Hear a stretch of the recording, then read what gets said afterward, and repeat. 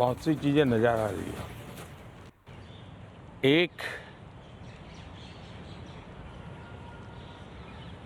हमारा एक नया दौर शुरू होगा, उसका उसके अंदर संकेत है।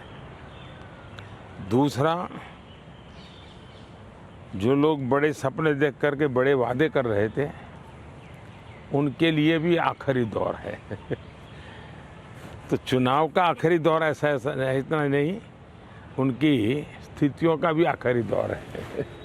प्रधानमंत्री जी, आरक्षण इतना बड़ा मुद्दा इस बार कैसे बन गया? आप तो माइक्रो चिप्स और मैन्युफैक्चरिंग इस पे बात हो रही थी, लेकिन आपको बार बार हम आरक्षण पे बात करते हुए क्यों देखना पड़ रहा है?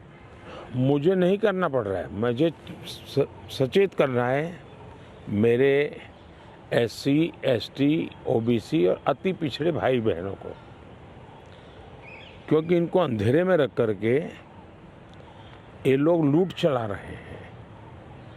और चुनाव एक ऐसा समय है कि जो सबसे बड़ा संकट आ रहा है, उससे देशवासियों को मुझे जागरूक करना चाहिए। और इसलिए मैं आग्रहपूर्वक जनता जनार्दन को समझा रहा हूँ, क्योंकि ये दो चीज़ें हो रही हैं। एक, भारत के संविधान की मूल भावना का हनन हो रहा है, संविधान की मर्यादाओं को तार तार कर दिया जा रहा है, और वो भी अपनी वोट बैंक की राजनीति के लिए।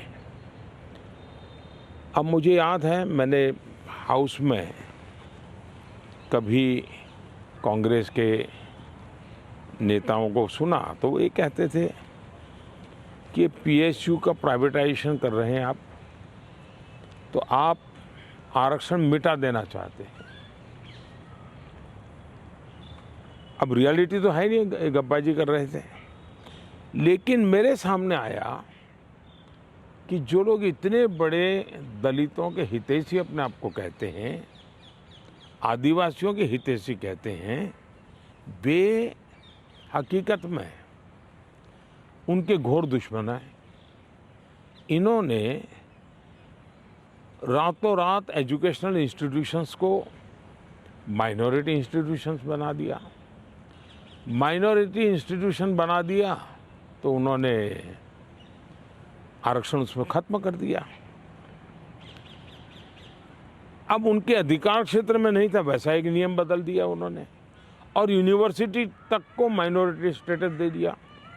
अब दिल्ली में ही जामिया मिलिया जो यूनिवर्सिटी है, उसको उन्होंने माइनॉरिटी बनाते, उसमें सारे आरक्षण खत्म हो गए।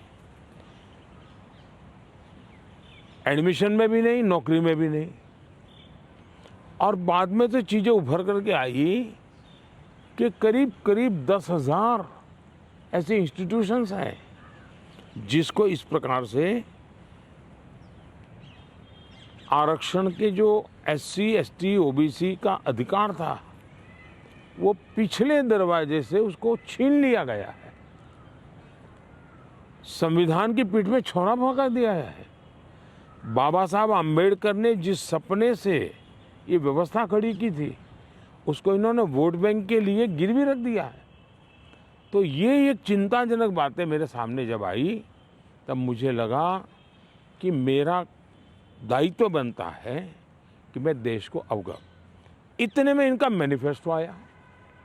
इस मैनिफेस्टो ने और चौंका दिया, और इसलिए मैंने पहला मैनिफेस्टो पढ़ देखते ही मेरा पहला कमेंट था कि ये मैनिफेस्टो पर मुस्लिम लीग की छवि है।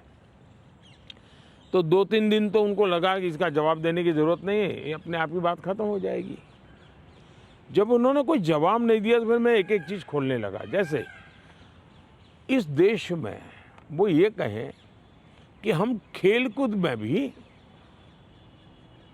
माइनॉरिटी के लिए कोटा फिक्स करेंगे। आज पंजाब के मेरे बच्चे जो खेल जगत के अंदर बहुत अच्छा कर रहे हैं, बंगाल के मेरे नौजवान फुटबॉल में बहुत अच्छा कर रहे हैं, उत्तर प्रदेश के हमारे नौजवान जो एथलीट्स में काफ़ी अच्छा कर रहे हैं,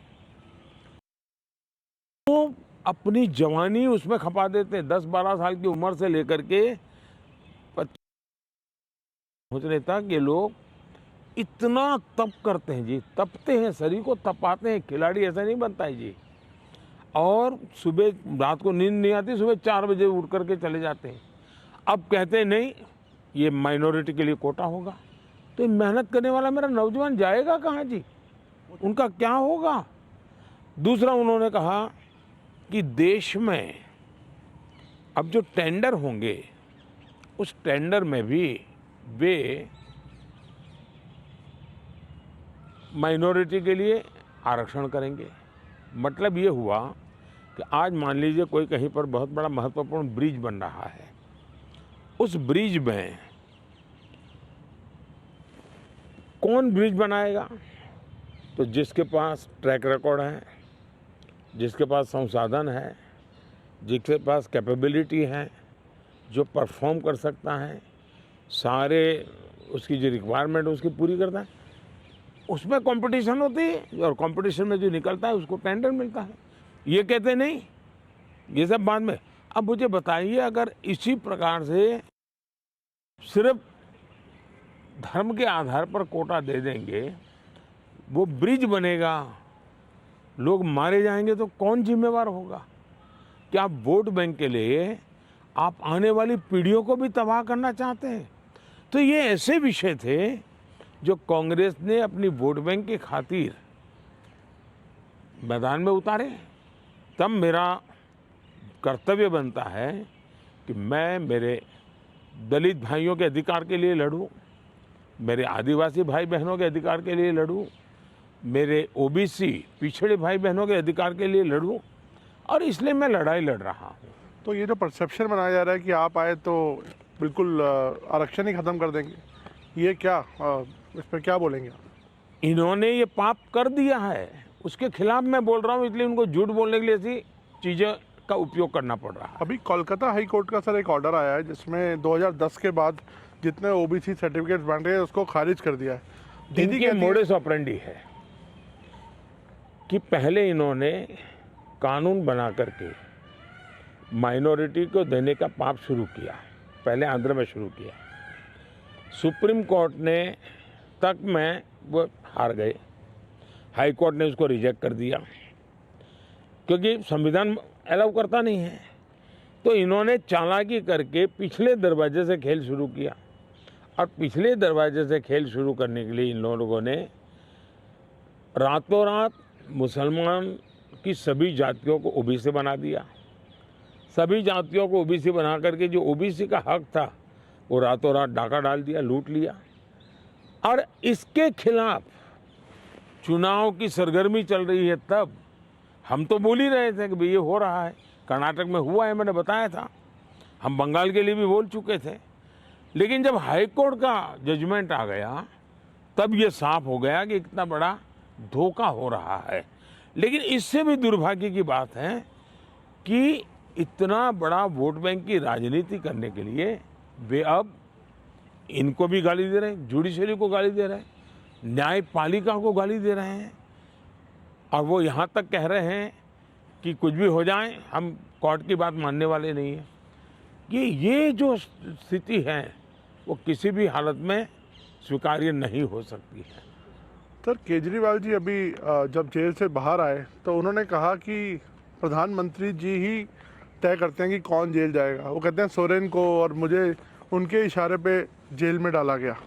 अच्छा होगा ये लोग संविधान पढ़ लें, देश के कानून नियम पढ़ लें,